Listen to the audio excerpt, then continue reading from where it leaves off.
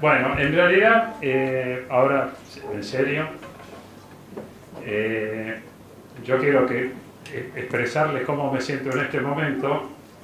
Yo no hace mucho le contaba a la diputada Cristina Brites, que es la diputada que está defendiendo con uñas y dientes los intereses de Misiones, digamos, de una manera ejemplar. Lamento que no esté aquí. Y yo le comentaba, cuando empezamos a trabajar en este proyecto, antes de ir a Buenos Aires, al Instituto Patria, etc., que yo había visto en vivo y en directo los bombardeos de Plaza de Mayo del 16 de junio de 1955.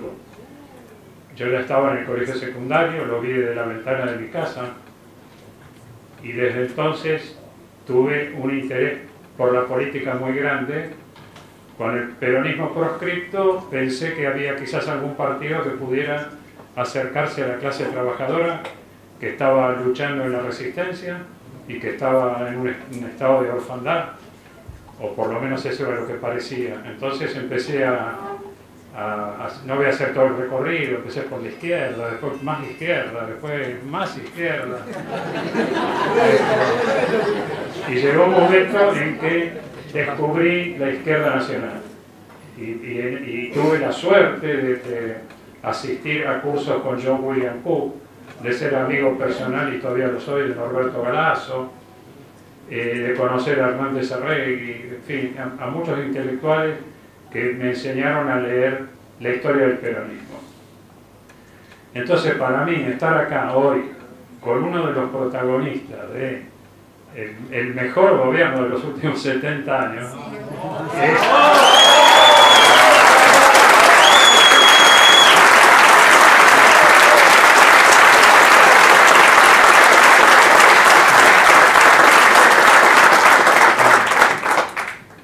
yo hice un pequeño currículum de Axel, pero me parece que estamos todos más para escuchar otras cosas, ¿no? Porque además hizo tantas cosas, está lleno de medallas de oro, de tesis doctorales, de formación de recursos humanos, publicaciones nacionales e internacionales. Es abrumador el currículum, así que no voy a decir nada, que acepten mi palabra. Sí, en materia política, bueno, todos sabemos que ha militado en Frente para la Victoria, siendo ministro de Economía y Finanzas Públicas, subdirector de YPF, hasta la sanción de la Ley de Soberanía Hidrocarburífera, y desde junio de 2012 la recuperación de la empresa por parte del Estado Nacional, se desempeñó como director titular, integró el comité ejecutivo del programa Proqueata, etcétera, etcétera, etcétera. Estuvo en aerolíneas, estuvo comprometido con todos esos grandes programas que constituyeron una estrategia destinada a revertir el curso de la historia con objetivos muy claros de lograr un proceso de emancipación. Esto se lo quiero comentar ahora porque Axel ha sido agredido especialmente y lo sigue siendo todo el tiempo a través de pseudo periodistas económicos, de partidos políticos y de economistas. Algunos economistas circenses que andan dando vueltas por todos los canales, que ustedes los conocen, ¿no? Que son más por el circo Sarrazani que para hacer economía. Esos anarquistas liberales, y eso, ni lo voy a nombrar, digamos, ¿no? Y me encuentro con una biografía en Wikipedia. No, atención, que esto es muy importante, que dice cosas como, ustedes vieron Wikipedia cuando buscan cualquier persona, aparecen los datos personales, ¿no? Entonces dice, etnia o etnia eskenazi. Eso, además de ser una brutalidad técnica desde el punto de vista científico, es algo que no tiene nada que ver con nada, digamos, ¿no? El día que el partido político le pone la cámpora. otras filiaciones políticas del Frente para la Victoria y Unidad Ciudadana. Fíjense con la mala leche que está escrito eso. Después sugiere que es un marxista, un marxista encubierto, una cosa así, y que se crió en el barrio de Recoleta. Esa es la para mostrar. Cuando éramos chicos decíamos, ese que va a ser comunista si fuma Chesterfield, ¿no? ¿Cómo va a ser un revolucionario si viene de Recoleta? Después dice por ahí, escuchen esto, Kicillof ha sido una figura controversial que ha llamado la atención por su militancia política, su alegado keynesianismo, su indiferencia hacia las corbatas y los trajes formales.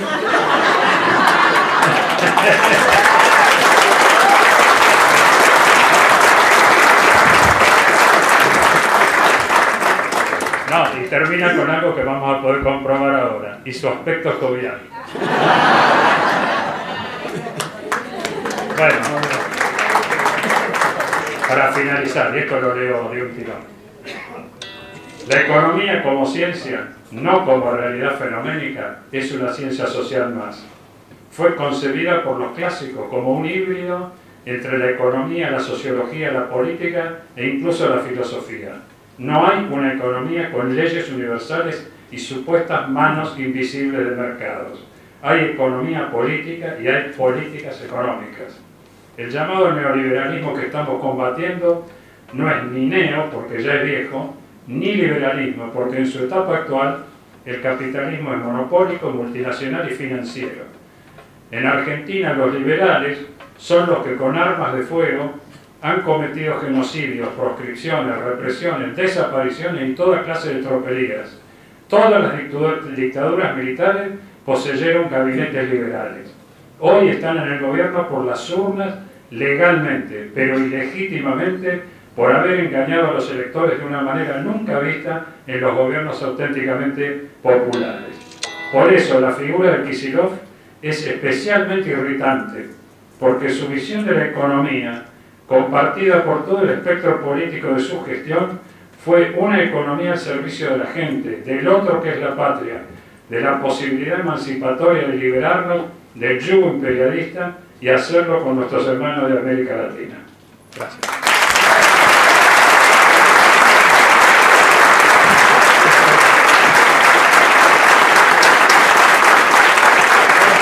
Bueno, después de esta presentación de Wikipedia, me hace justicia. No, porque por ahí anda Jessica, que... ¿Dónde está Jessica? Que hay que corregirlo de Wikipedia, ¿eh? Me parece que metieron mano los magos. Creo que este está prendido. Bueno, no, quiero agradecer primero a la facultad, a la universidad. Hoy efectivamente estuvimos reunidos con varios decanos, el vicerrector, charlando un poco de la situación acá de la Universidad Pública en Misiones. Me llevo un panorama bastante sombrío, sobre todo en vistas a lo que va a ser la discusión del presupuesto. Pero la verdad es que vengo acá hoy a hacer una charla sobre la cuestión concretamente de la educación, la ciencia, la tecnología y su vinculación con el modelo económico actual, con la realidad actual, la actualidad de la ciencia, la investigación y la tecnología. Y por eso lo que quería hacer antes que nada es pedir un enorme aplauso para los que están armando una comisión de educación, ciencia y tecnología en el marco de Unidad Ciudadana. Porque acá le decía Pablo que es una preocupación central nuestra por las cosas que voy a pasar a decir ahora. Quiero decirles que una parte de lo que debería decir hoy y acá no lo voy a decir. Eso es por un simple motivo de marketing que tiene que ver con que después voy a estar dando una charla y si yo digo todo lo que pensaba decir acá, ustedes podrían sentir que no tienen que ir a la charla de hoy a la tarde. Entonces va a haber un montón de lagunas y agujeros que voy a completar hoy a la tarde. A las 7 de la tarde en el Club Brown, ¿no? Así que bueno, lo que no entiendan, seguro si van hoy a la tarde, se les va a completar. No, hablando seriamente, porque además hay tanta gente que yo pensé que en el club iba a haber esta cantidad de gente. Entonces ahora, no, porque me habían dicho que el movimiento nacional y popular, desde que ganó Macri, se había radicado, había desaparecido, que ya no había ninguna piedra en el camino de eso que llaman populismo vulgarmente, que pudiera entorpecer la libre circulación de los bienes, de las mercancías, de los capitales, el libre enriquecimiento de las multinacionales. Y bueno, yo a los que vienen pregonando eso, que empezaron ni bien ganó Macri, y siguen todos los días por la televisión, y en los programas más exóticos, ¿no? Porque te hablan de nosotros en los programas de Chimentos, te hablan de nosotros en la telenovela, es decir, es un trabajo permanente y horizontal a todos los instrumentos de comunicación. El objetivo es decir que el populismo, que en Argentina se llama peronismo, el movimiento nacional y popular, le hace mucho daño a nuestro país y que además en algún momento parecía que eso era contra los kirchneristas.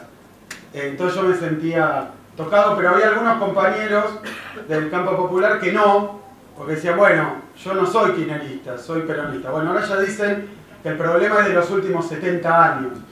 Es decir, que los culpables somos absolutamente todos los que pertenecemos a la tradición nacional, popular y democrática, sobre todo que fue en la Argentina su claro fundador, Juan Domingo Perón, que fue una especie de el padre, digamos, por no decir la madre, de todos los desastres de la Argentina hasta el día de hoy, que obviamente viene a curar y a erradicar un prócer de la patria llamado Mauricio Macri. No, perdón, el relato es cada vez más descabellado, cada vez más espantoso, porque este mismo prócer, una figura obviamente absolutamente limpia de toda sospecha de corrupción, ¿no? Él, su grupo económico, su padre, gente proba, transparente, de hace años, ¿eh? Yo me acuerdo que esta gente siempre fue una especie de faro de la honestidad en la Argentina, ¿no? Los más, que uno decía un tipo honesto, Mauricio Franco. Fíjense, miren qué operación que están haciendo, porque dicen que hoy va a haber en la Argentina una enorme purga y lucha contra la corrupción y que la va a encabezar el señor Mauricio Macri.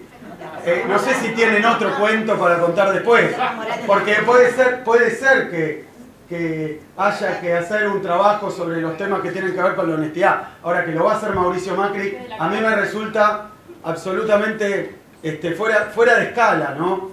Porque yo desde chico, desde que hago política, me acuerdo de los Macri, y no porque fuera un militante del kirchnerismo, sino porque salía en el diario todo el tiempo por los negociados, las estafas, los juicios, algunos de los cuales fue declarado 500 veces culpable, por ejemplo el caso del contrabando, y que fue perdonado hace poquito por la Corte Suprema, ni bien Macri fue presidente.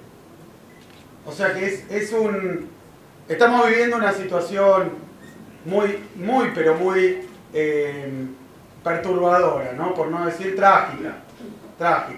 Hay un relato que transcurre por ahí y una realidad que cada vez, un poco lo que decía vos, se divorcia más de ese relato, más distante de ese relato, a punto tal que uno llega a preguntarse cómo alguien puede creer ese relato. Que, por ejemplo, hoy hay un gobierno que nos está insertando exitosamente en el mundo. Yo lo decía porque me lo preguntó un periodista que tampoco a su vez me podía creer. Me decía, bueno, pero este crédito del FMI, ¿qué opinan? Le digo, miren, es el crédito más grande de la historia, no Argentina, que tuvo varios créditos grandes, de la historia del FMI y del mundo.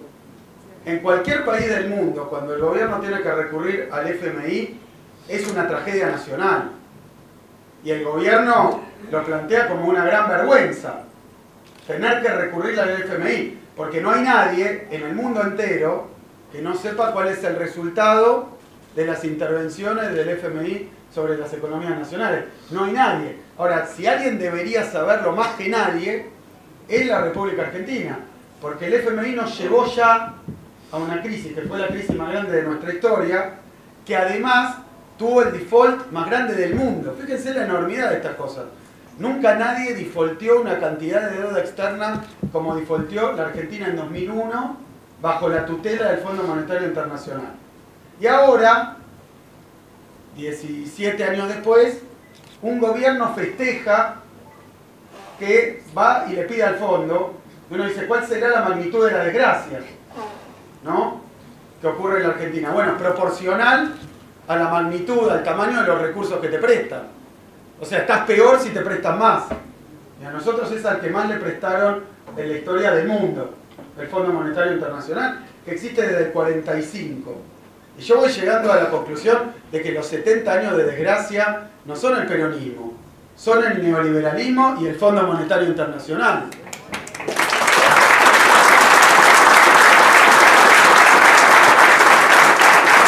Justamente coincide con estas fechas, es producto de Bretton Woods, pero de todo esto voy a hablar después. Esto era para generar claro, en el Club Corona a las 19.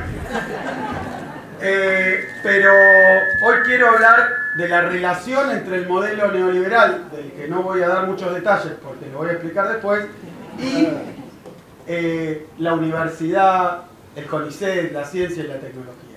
Y quiero empezar por una historia personal que me ha marcado mucho, la comenté hoy hablando con los decanos, acá tenemos algún compañero decano, pero a mí me tocó hacer la universidad, empezar la universidad, cuando empezaba la década del 90. Ahí empecé la universidad.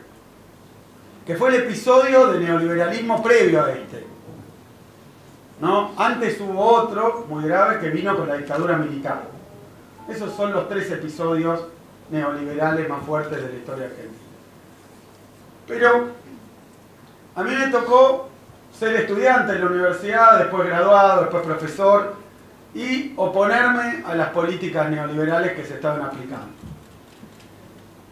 Y la verdad que lo primero que quería compartir con ustedes son algunas enseñanzas sobre lo que nos tocó experimentar en aquel momento. Uno dice, ¿cómo se destruye la universidad pública? ¿Cuál es lo que sentencia, termina y concluye con la universidad pública, gratuita, cogobernada en la Argentina, que es una tradición que hoy cumple 100 años, digamos, hoy, este año, cumple 100 años de la reforma ya en Córdoba del 18.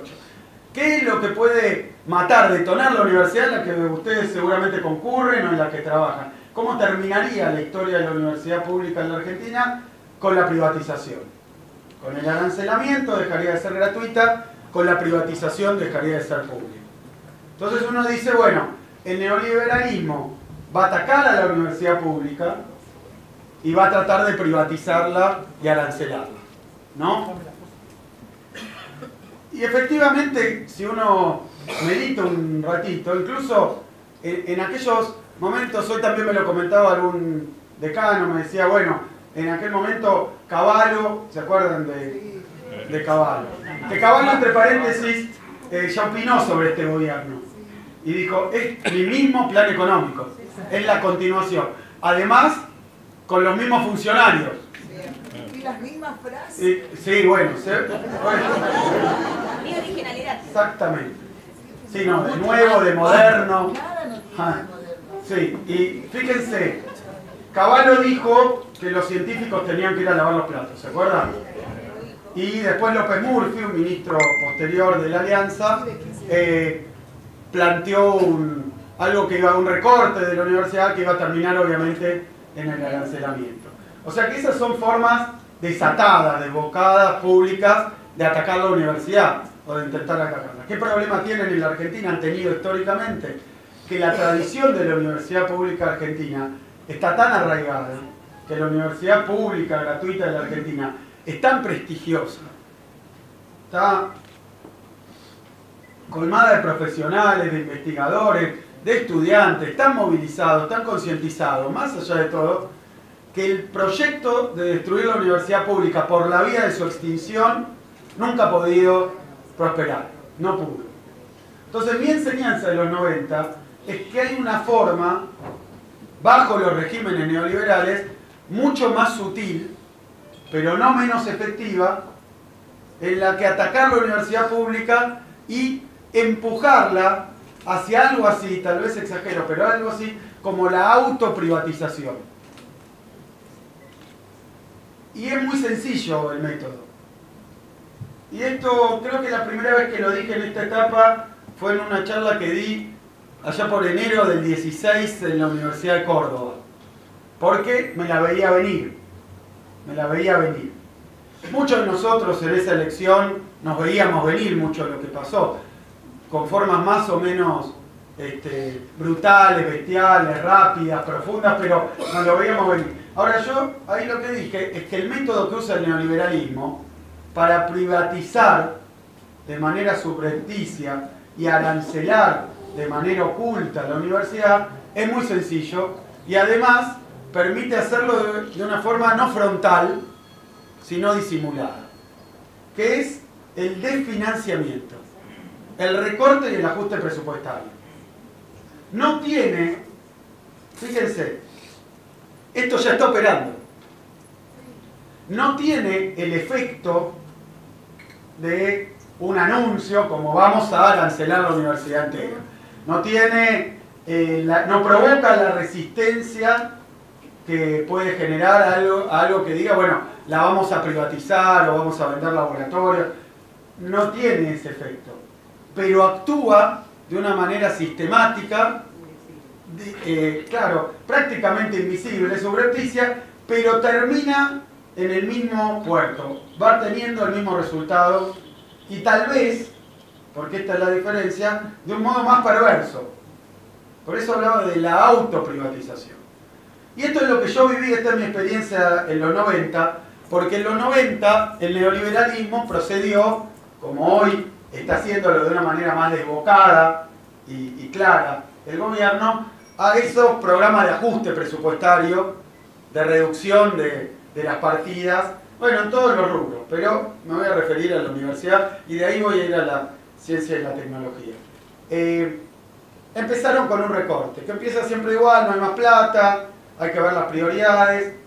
Después en general venía acompañado, en aquel entonces vino acompañado como iba a terminar, o ellos pensaban que podían llegar al arancelamiento o a la privatización abierta, cara descubierta. Hicieron esas campañas donde decían, bueno, la universidad en realidad solo va a los ricos, decían en aquel momento, decían entonces se la pueden pagar, que se la paguen, ¿no? Es una cosa de los sectores acomodados, usemos la plata en cosas más útiles, o sea, esta falsa discusión de que cada partida habría que utilizarla en una prioridad urgente, que a mí me hace acordar cuando nos sacaron otra parte de nuestra cultura, porque es una parte de nuestra cultura, el fútbol gratis, el fútbol para todos, y dijeron que lo iban a destinar a hacer 3.000 jardines de infantes. ¿Se acuerdan?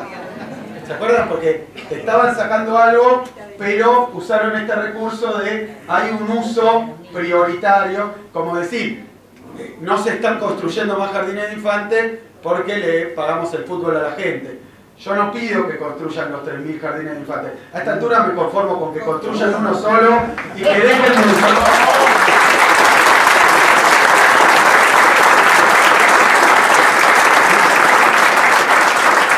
Que por lo menos le dé mantenimiento, como la gobernadora Vidal, a las escuelas que ya existen, no que construyan. Y a lo sumo, si todo esto no es posible, que dejen de cerrar escuelas como hace Vidal. O sea que, claro, es una situación, pero fíjense, o sea, para sacar un derecho apelaron a un recurso emotivo, emocional, porque ¿quién no va a querer más jardines de infantes? Después te sacaron el derecho, no hicieron los jardines y ahora están cerrando escuelas. Pero bueno, en los 90 usaban todo este discurso para justificar el arancelamiento y la privatización de la universidad. Bueno, lo que les decía es no pudieron. Ahora vamos a ver por qué. Pero sí les voy a contar cómo funcionó. La fueron desfinanciando. Y a medida que fueron desfinanciando la universidad, empezaron a pasar varias cosas que fueron, digo yo, en su conjunto, un camino, un tobogán hacia la autoprivatización. ¿Por qué? A medida que empezaron a sacar recursos, a medida que empezaron a desfinanciar la universidad, empezó a pasar, primero, que los sueldos docentes se pulverizaron. Con lo cual, y esto era clásico en la década de los 90, el docente tenía que, por ejemplo, a mí me tocó ser después docente, yo daba 6 cursos en 4 universidades a la vez. ¿Se acuerdan que se hablaba del docente taxi? Pues se la pasaba viajando de un lugar a otro para tratar de juntar un sueldo más o menos razonable. Esto era porque el sueldo docente era bajo, pero además el que tuviera otra profesión, otra posibilidad, o no tuviera la suficiente vocación, o quisiera vivir dignamente, abandonaba la universidad. O hacía lo peor, que es un aledaño a la privatización, que es empezar a tratar a la docencia universitaria como un hobby. Como un hobby. Y a punto tal penetró en la cabeza que todavía está medio vigente. Hay algunos docentes universitarios que creen que está muy bien decir yo trabajo para devolverle a la universidad lo que me dio.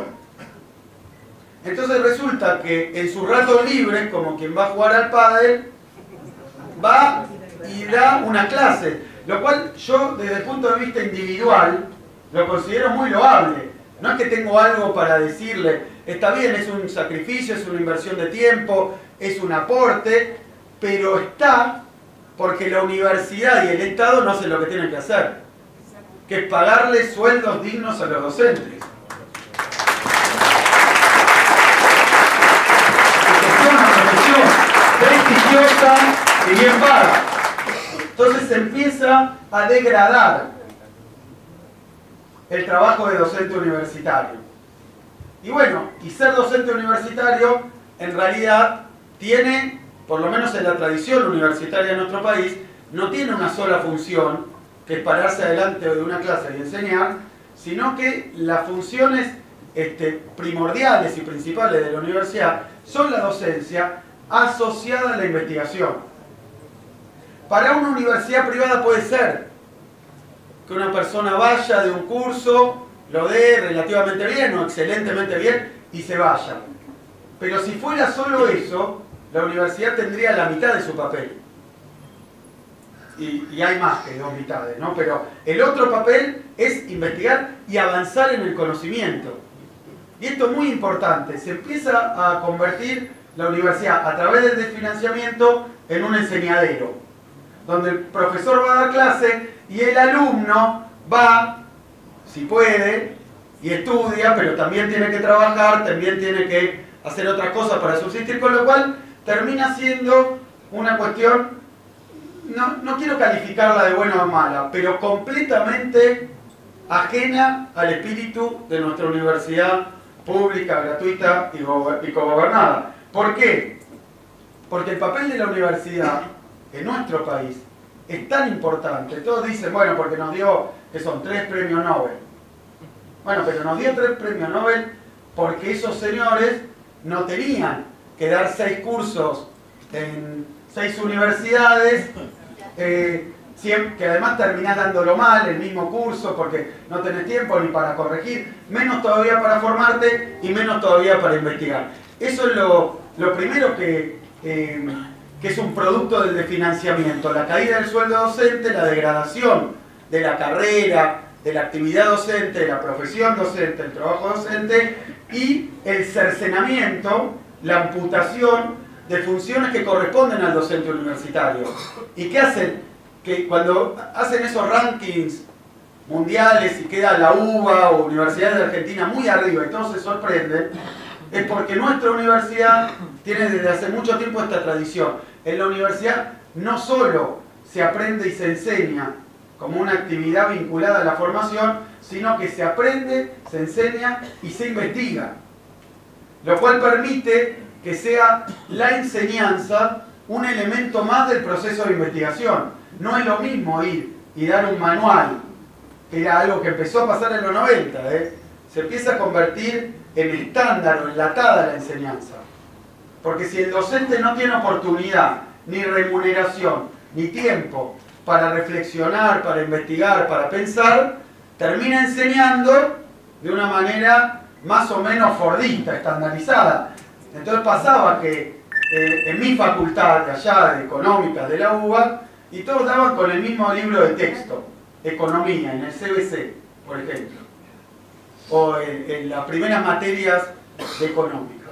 ¿Y qué te daban? Un manual de texto, editorial internacional, McGraw-Hill, o alguna de esas, que era el libro de texto de moda, que esa editorial difundía como un negocio editorial, y que obviamente se había diseñado ese contenido en otro lado, concretamente en Estados Unidos. Lo digo porque hoy tenemos quienes están diseñando nuestra política económica, bueno, los que la están diseñando viven en Estados Unidos hoy, más precisamente en Washington, y trabajan en el Fondo Monetario Internacional. Entonces, cuando hacen que todos estudien de los manuales producidos ahí, con esa cabeza, con ese pensamiento, que quiero decir, yo no sé si eso que enseñan, tengo mis ideas, pero supongamos que no sé si eso que enseñan está bien o mal para Estados Unidos.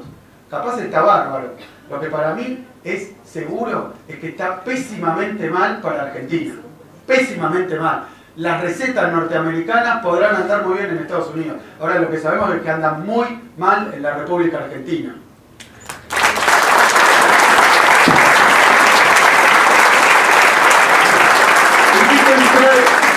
Es verdad eso, porque si acá no hay investigación, docencia, todo unido, pedagogía, un trabajo de producción y creación conceptual, teórica, entonces no nos queda otra que poner nuestra universidad a repetir pensamiento que, de nuevo, no me quiero poner peyorativo, porque tal vez está buenísimo, pero no importa, porque una vez que entraste en este ciclo, vas a enseñar con el manual, y vas a enseñar lo que dice el manual.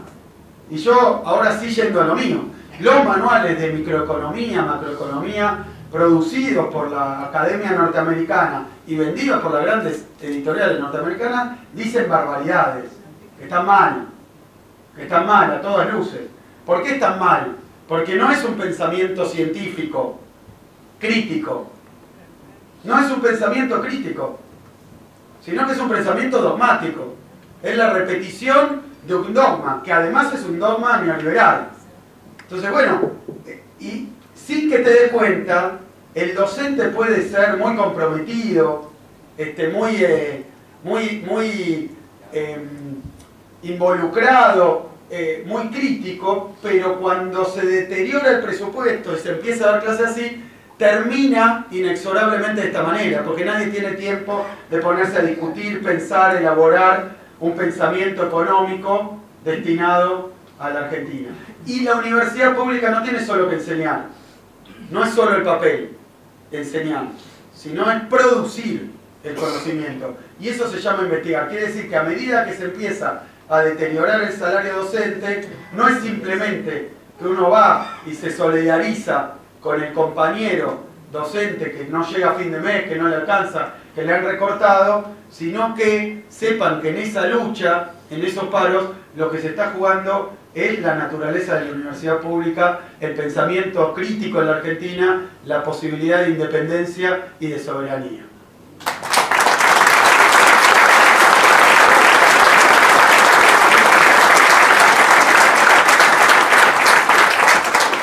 Y fíjense qué fácil, porque no es que el neoliberalismo tiene que decir, bueno, a partir de ahora se va a enseñar con este manual, sino que a medida que se va deteriorando el presupuesto, pasa como un fenómeno natural. Por eso yo decía subrepticio, oculto, pero a la vez lento tal vez, pero inexorable y espantoso. es la privatización encubierta asociada al ajuste presupuestario, que tiene otros elementos. Otro elemento que es, casi puedo decir, más perverso. Porque hay quienes todavía, aún en ese cuadro, tienen una dedicación exclusiva, pueden seguir investigando, pero tienen esta dificultad. Tienen esta dificultad vinculada... Gracias. Me siento re mal porque vengo siempre reclamando mate en Misiones. Parece el colmo de un porteño. Llega a Misiones y te... Muchas gracias. Y miren, el investigador. Esto es algo tremendamente angustiante que ya empieza a pasar. Se recortan los fondos. Entonces la universidad o el CONICET empieza a tener cada vez menos fondos y esos fondos se empiezan a emplear, a destinar exclusivamente al pago de los salarios. Nada más. Eso le ha pasado al Estado en su conjunto en el neoliberalismo. Como el gasto salarial del Estado, aún con salarios bajos, es un piso muy difícil de perforar, aún en la lógica del ajuste, porque echan a algunos empleados, le bajan el salario a todos, pero les terminan pagando un salario malo, pero les pagan un salario. Ahora, todo el gasto que hay se destina exclusivamente al pago de salarios. En algún momento en los 90 era como el 98% del presupuesto. No hay plata para infraestructura, no hay plata para nada. Que es producto de la compresión presupuestaria. Que entonces las autoridades universitarias, aunque sean compañeros, buenos compañeros, bueno, priorizan pagarle los salarios a los docentes, a los no docentes. Entonces, ¿qué empieza a pasar? Empieza a pasar, desde el punto de vista de la investigación, que el que es investigador tiene peores salarios, tiene un deterioro de las condiciones de vida, pero además no tiene un mango para nada más. Solo el salario. Y una oficina, a mí me pasó llegar a investigador decrépita en general, con toda la pintura rota, sin nada, con la lamparita rota, pero estás ahí, te pagan el sueldo, te traes, te juntás para tu computadora y te sentás ahí y tenés que hacer como que investigás. Entonces, ¿qué problema hay? Y bueno, depende de la profesión, pero es durísimo para todas esas profesiones, para todas las ramas y para toda la disciplina, porque voy a contar primero lo que pasaba en mi facultad, Ciencias Económicas. No había plata ni para fotocopias para los investigadores. Le pagaban el sueldo, le daban un sucuchito, un escritorio en un sucuchito donde estaba superpoblado, se sentaban ahí y tenían que investigar. No había plata para la fotocopia, no había plata para ir a congresos, no había plata para traducciones o publicaciones, no había plata para libros de adquisiciones y bibliografía, no había plata para nada. Entonces la actividad del investigador se reducía a consumir sus horas de trabajo donde no tenía los elementos mínimos y básicos. Ahora, hasta ahí es horrible, pero es mucho peor. Es mucho peor lo que ocurría. Porque como no había plata, te decían que si querías investigar, tenías que conseguir algún subsidio para la investigación. Entonces ahí estaban los investigadores, como si fueran cada uno de ellos una especie de pyme, ¿no? O digamos, o estos que van ahí a juntar fondos, ¿no? Un emprendedorismo, donde tenías que conseguir plata para tu investigación. ¿Y qué pasa con eso?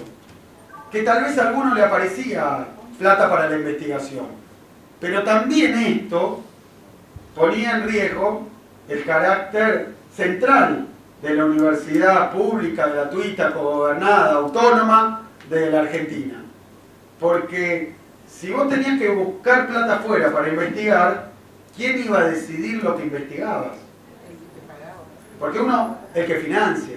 Entonces uno a lo sumo podía elegir qué era lo menos peor.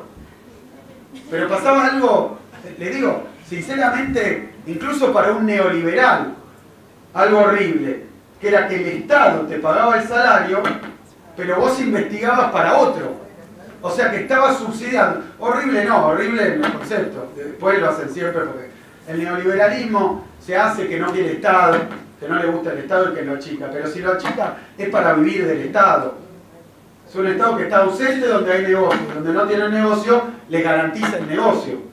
O sea que sí hay plata del Estado. En este caso, el investigador financiado con el presupuesto de la universidad está esto desfinanciado. Hola. ¿Estamos? Aparte que...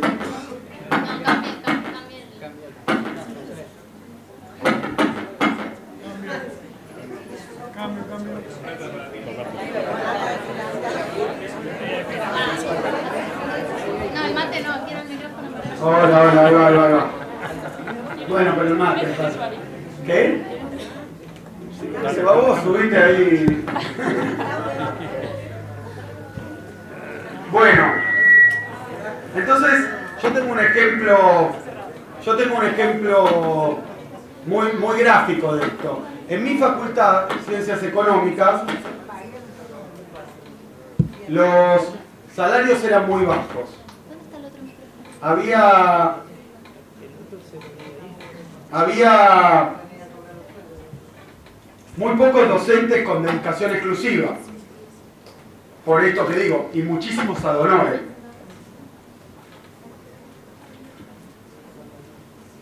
¿Y los que hay Y, ahora? bueno, Todos soy una. y claro. Entonces, el que podía investigar, el que tenía una dedicación exclusiva y se quedaba a investigar, no tenía plata. No tenía plata para nada. Entonces, en mi facultad había un montón de investigadores vagando como zombies, digamos, en búsqueda de algún tipo de financiamiento, subsidio, y unos que eran como los nuevos ricos de la facultad. Interferencia.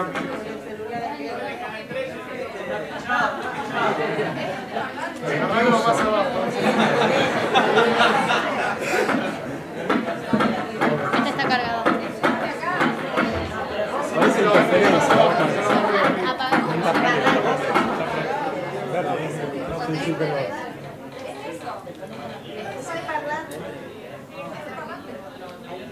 Está cargado, pero el otro tenía problemas de batería. Bueno, ahí va. Entonces, uno... Es un boicot. Un boicot. Sabotaje. Bueno, voy a hablar o sin micrófono o con ruido, no sé. A ver si... No, ahí atrás no llega. Con ruido, bueno. Sí. Bueno. Ahora empezó el otro lado. Pasamos de la CIDE a la CIA. Bueno, que escuchen. Entonces consiguieron un grupo de investigadores un subsidio formidable, muy grande, de la Ford Foundation.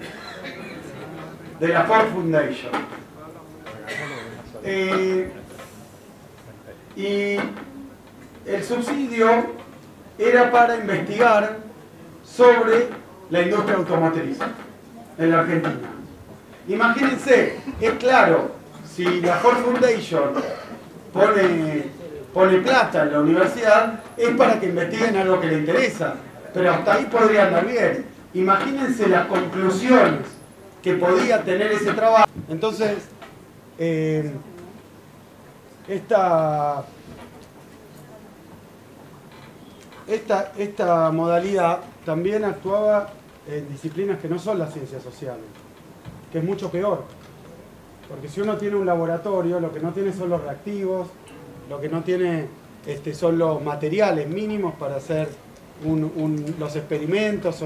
Entonces pasaba algo peor. Todas las investigaciones en la Facultad de Medicina, y una parte en bioquímica, las financiaban los laboratorios. Y el resultado era que el trabajo de investigación que se hacía financiado por la universidad pública venía a alimentar después y a convertirse en patentes de laboratorios extranjeros. Incluso... O bloqueaban las patentes. Es decir que... No hay caso, ¿no? Me parece que no me están escuchando atrás, ¿no?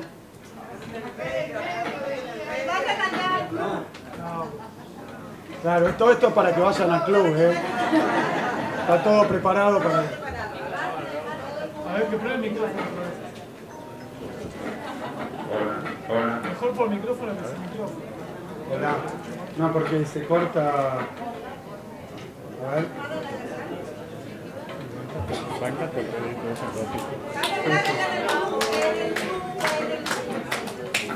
Ahí apagaron. No, no, está pendiente. ¿Tiene No, no, yo otro? acabo de poner Sí, la- pero tiene otro canal, ¿ves? Hola, hola, hola. Hola, hola, hola. Recién había agarrado. ¿Qué no arrancaste esa porquería esa? No, no, porque corta. Va cortando. La voz sale. No me escuchás, pero. El intervalo que tuvimos para cantar, eso vamos un poco. Ahora todo lo que pasa, uno le puede, ¿no? Le puede atribuir casi todo lo que pasa, directa o indirectamente.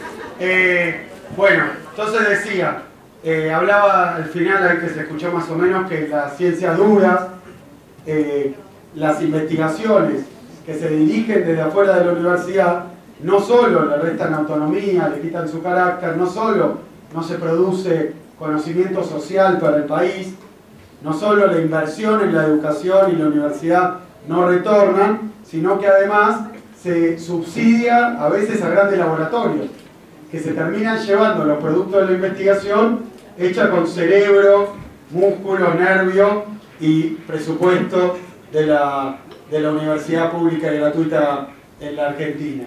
Y eso pasó. Y no a través de un arreglo, una discusión, sino del simple hecho de desfinanciar a la universidad. Pero terminó la universidad investigando para otros.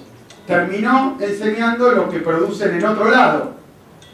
Y después hay otro hecho más asociado a todo esto, que es que el propio modelo neoliberal, además de ajustar a la universidad, va reduciendo los salarios, va reduciendo el empleo, con lo cual se complica el acceso a la universidad de los sectores populares. Cada vez, hoy me contaban que la universidad aquí tiene varias sedes o varias locaciones, y además tiene albergues y además comedores, con el propósito de facilitar el acceso a la universidad de los sectores populares. Boleto gratuito también. Claro, y boleto gratuito. Todas medidas que con el neoliberalismo se acaban todas juntas, pero además se acaba el sustento material, porque siempre se dice la universidad es gratuita, pero aún si no te cobran, todos sabemos que no es gratuita. Claro, es no arancelada. Porque hay que hacer una inversión por parte de las familias, por parte de los estudiantes, para poder acceder al proceso de conocimiento. Inversión que a veces implica no solo el transporte hasta el lugar, sino además dejar de trabajar. Hay quienes tienen que dejar de trabajar restando en el trabajo rural o alguna changa, restando ingresos a la familia para llevar adelante los estudios. Es decir que cuando la universidad es gratuita, igual se paga. Y cuando el neoliberalismo empieza a actuar, expulsa a los sectores populares de la universidad. Lo cual tiene como correlato, o sea, el resultado de esto, es que empieza a pasar, y pasado en los 90, que se cumple, ¿vieron eso de las profecías autocumplidas?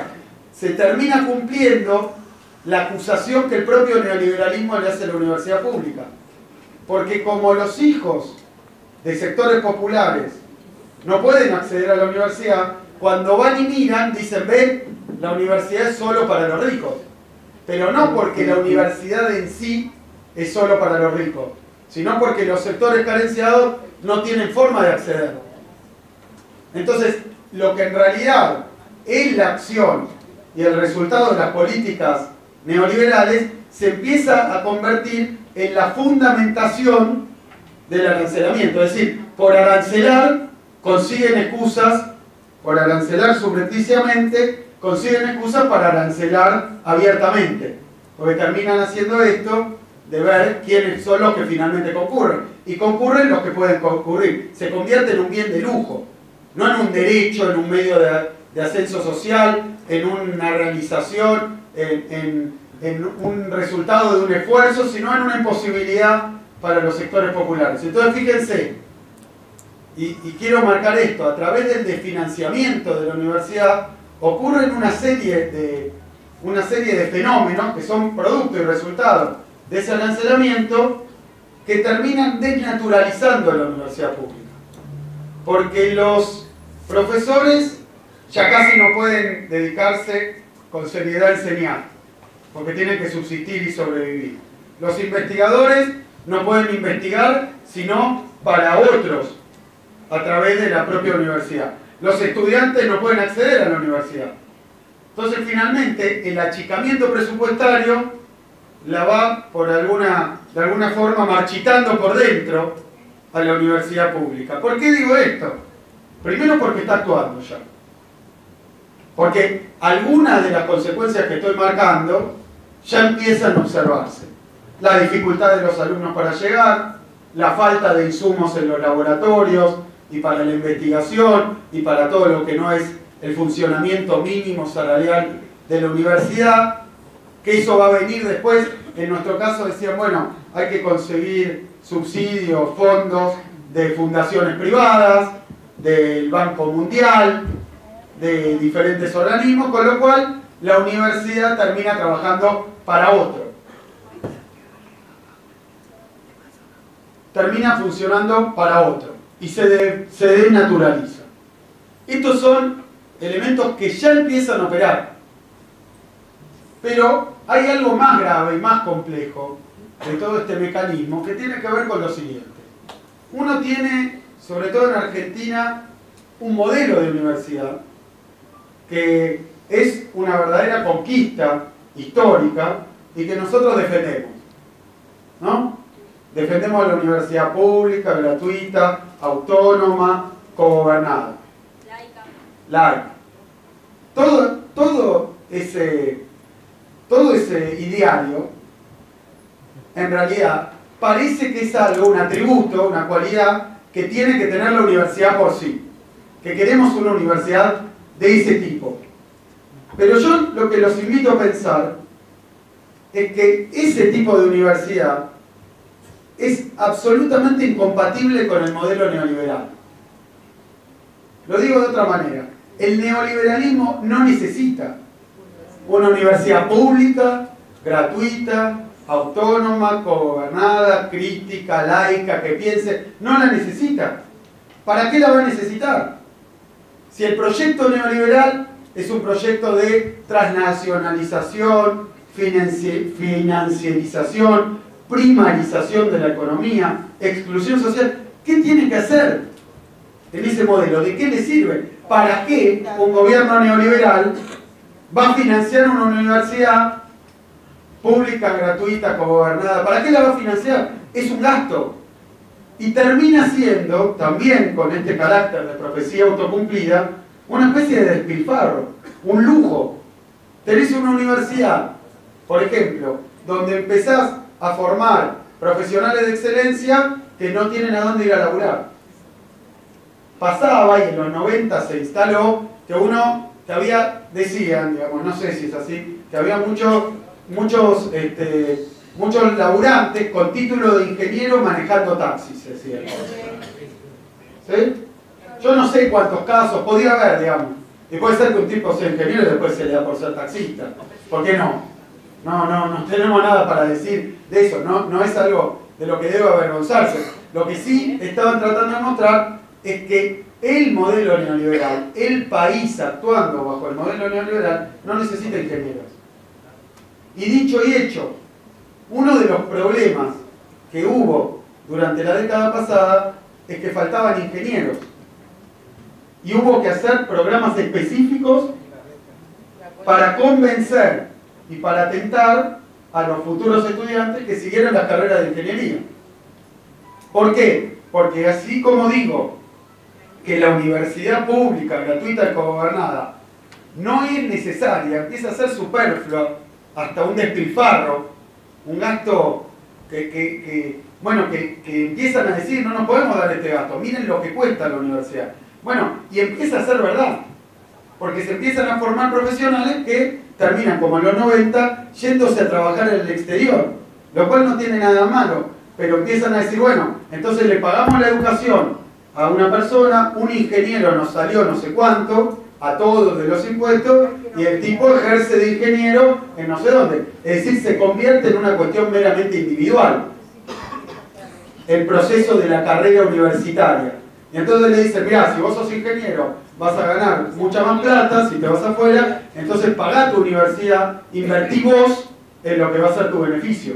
Y de nuevo lo convierte al estudiante en una especie de emprendedor que tiene que hacer una inversión, o como pasa en Chile, o como pasa mismo en Estados Unidos, le dan un préstamo que después deberá devolver para que pague sus estudios del ingreso adicional y superior que consigue graduándose en esa carrera.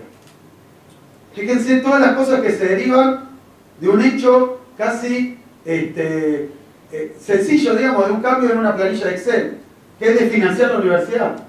Empiezan a ocurrir todas estas cosas.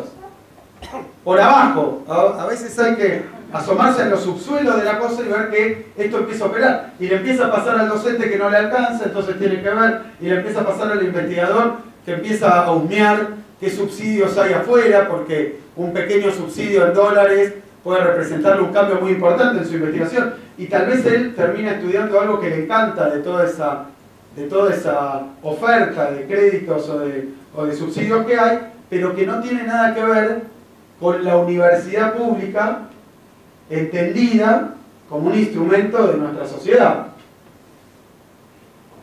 Entonces, así como digo que en el modelo neoliberal la universidad empieza a sobrar, los sueldos empiezan a ser muy altos, el arancel parece natural porque igual solo estudian los que más tienen, además cobrarles tiene sentido porque van a disfrutar solo ellos, porque no van a poder trabajar. Bueno, así como todo esto pasa y la universidad es ajena, rechaza al modelo neoliberal, nuestra universidad, de la misma manera, lo que hay que ver es que la universidad pública, gratuita, cogobernada, es un elemento esencial, básico, irreemplazable en un modelo nacional, popular y democrático.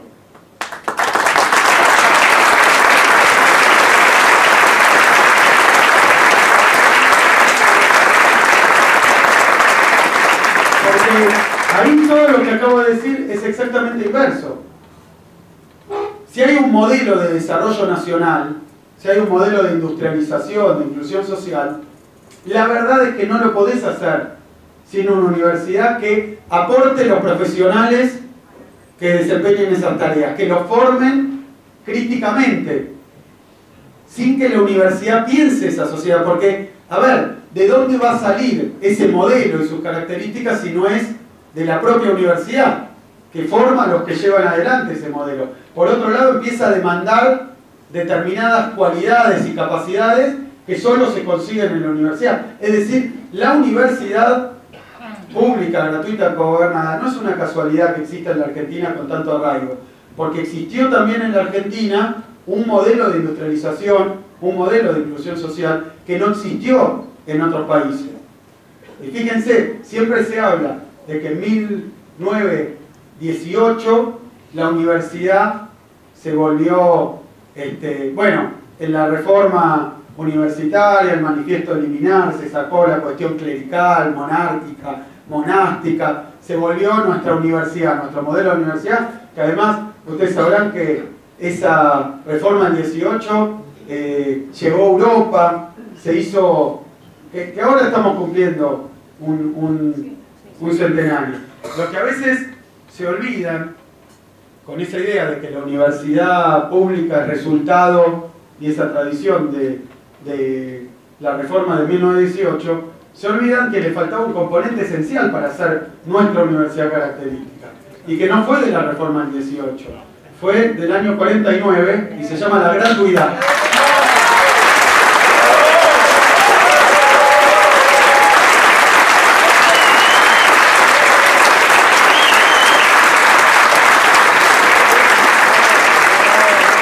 Eso es lo que convierte la universidad pública, gratuita, cogobernada en nacional y popular.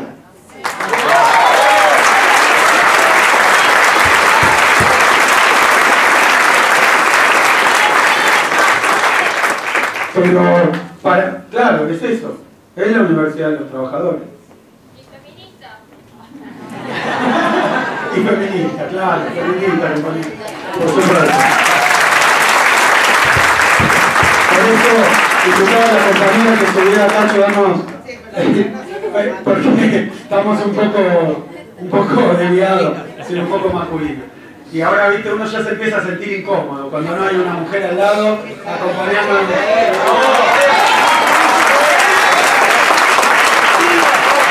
ocupando el lugar que tienen que ocupar. Por eso me parece que cuando uno está pensando un modelo de país y piensa en industrialización, necesita universidad. Piensa en inclusión social, necesita universidad. Cuando piensa en integración regional, necesita universidad. Cuando piensa en desarrollo científico, tecnológico, una industria más competitiva, no piensa en bajar salarios. Y esto se lo quiero decir especialmente a los que nos gobiernan hoy. No se va a conseguir la competitividad bajando salarios. Se va a conseguir teniendo una buena universidad.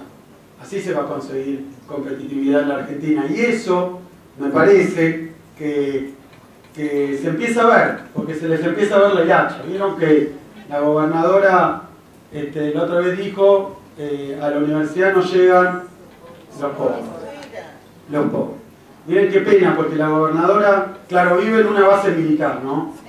Y capaz le tiene muy limitados los movimientos, pero si camina unos metros, capaz que llega a una universidad de las que creamos durante nuestro gobierno, de las 17 universidades.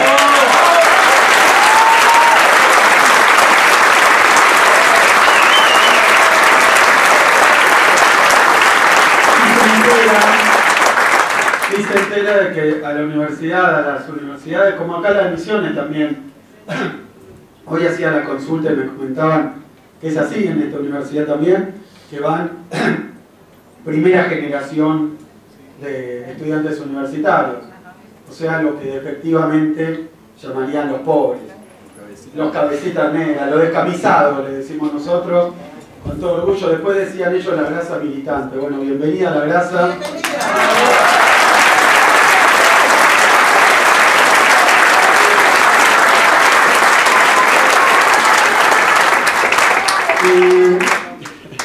Y entonces creo que a esta exposición, porque ahora en un ratito quiero darles tiempo para que escuchen todo lo que me faltó decir entre el micrófono y lo que me guardé sobre el modelo neoliberal del que estamos hablando. Pero quiero decir algo más, que es muy importante, porque todos estamos dándole vuelta a la cuestión de esta época, ¿no? Esta época donde hay una ola neoliberal, una ola, digamos que es una ola no tan decidida, ¿no? Porque ustedes verán que en la mayoría de los gobiernos de los países latinoamericanos donde gobierna el neoliberalismo no llegaron por elecciones, llegaron a través de golpes.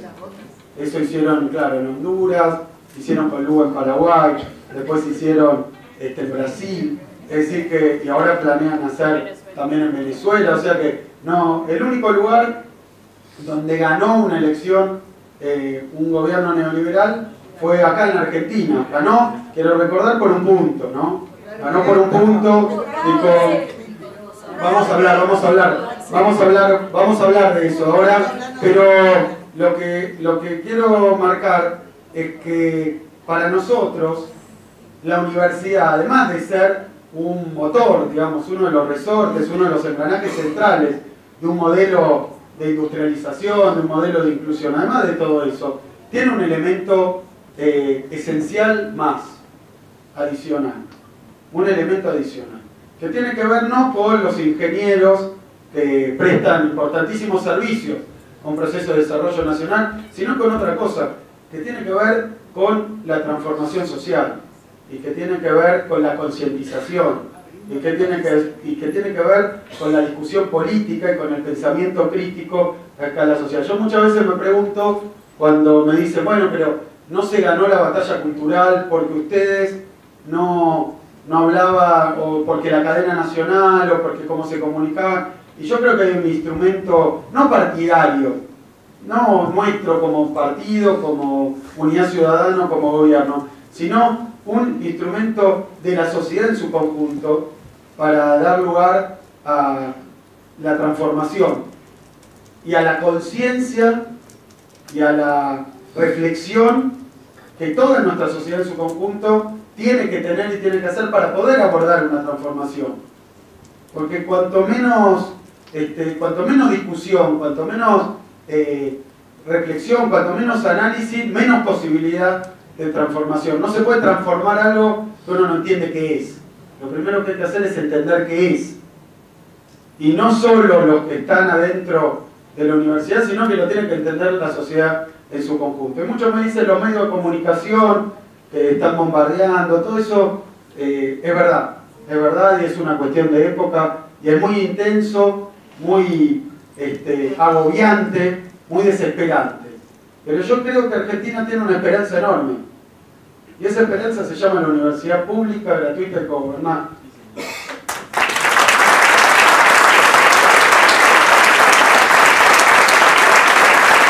Tenemos un cerebro de la sociedad que se piensa a sí misma. Entonces, ahí está el último punto, además de la investigación y la docencia, la investigación crítica, autónoma, la docencia ejercida con todas las calidades que tiene nuestra docencia en la Argentina. Hay una cuestión más que es central, que es la universidad como fuente de pensamiento crítico. La universidad como fuente de pensamiento crítico con vocación social.